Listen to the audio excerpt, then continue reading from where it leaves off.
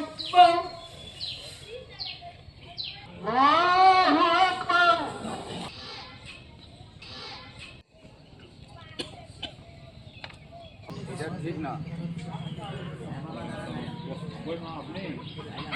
আমরা ঈদের সালাত আদায় করলাম। নিরাপত্তার প্রশ্নে খুবই ভালো লেগেছে, নিরাপত্তার জন্য পুলিশ এসেছে। আমরা তো সৌদি আরবের সাথে ঈদ করি না, আমরা হচ্ছে গ্লোবাল সিয়াম পালন করি। মানে সৌদি আরবের সঙ্গে আমাদের পার্থক্য হচ্ছে সময়ের ব্যবধান মাত্র 3 ঘন্টা। 3 ঘন্টার কারণে আমরা 24 ঘন্টা পার্থক্য করে ফেলছি। এই জিনিসটাই যদি উম্মাহ বুঝতে পারে তাহলে ভালো হবে।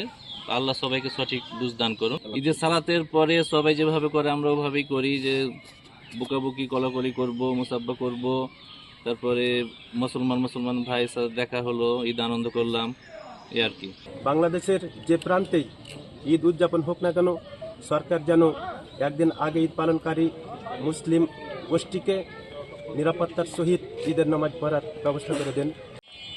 আমার লাঠিটা মানে আমার পেটে নলের ব্যথা, লাঠিটা ওইখানে কিনে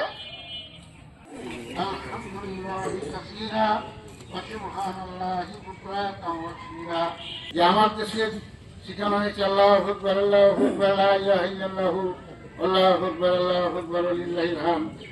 এই তাকবীর কি আমাদের আলেমরা শিখেনি? যাহা মক্কা এবং মদিনা থেকে প্রচারিত হয় ঈদের দিন আজকে